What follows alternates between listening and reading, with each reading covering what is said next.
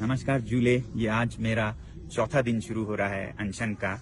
और खुले आसमान में तापमान यहाँ पर -16 के करीब था। आप देख रहे हैं ये जो गिलास पानी से भरा था ये पूरा जम गया है और इस गिलास में तो एक विज्ञान का अनुसंधान हो गया है। ये भरा हुआ था कल रात को, अब ये उठकर ऊपर हो गया है, यानी कि जमने पर पानी का परिमाण वॉल्यूम बढ़ जाता है। इससे दिखता है टेबल पर जो पानी गिरा वो सब जम के ऐसा हो गया है।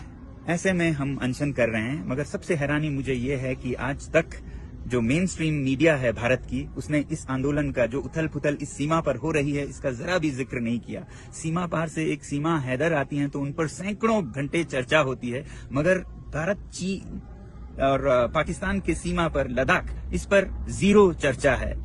आपको पता है, मेरे ख्याल से तो आज भारत के इस सीमा पर हमारे सैनिक सबसे कमजोर स्थिति में हैं, क्योंकि यहाँ पर सबसे बड़े लड़ाकू माने जाते हैं लद्दाख स्काउट्स, सिख रेजिमेंट्स और गुरखा रेजिमेंट्स। आज लद्दाख के सैनिकों का मनोबल टूटा है, ठेस पहुंचा है, क्योंकि लद्दाख को न लोकतंत्र दिया गया है न संरक्षण।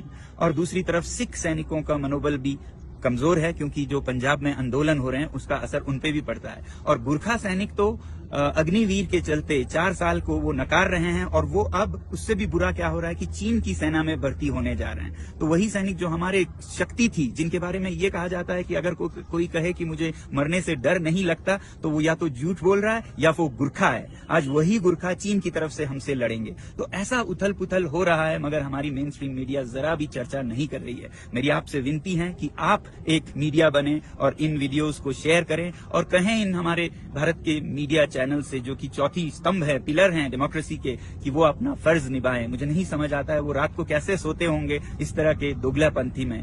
मुझे उम्मीद है कि आप सब लद्दाख का समर्थन करेंगे, भारत की सीमा की सुरक्षा का समर्थन करेंगे, क्योंकि लद्दाख के संरक्षण में ही भारत की सुरक्षा है। धन्यवाद।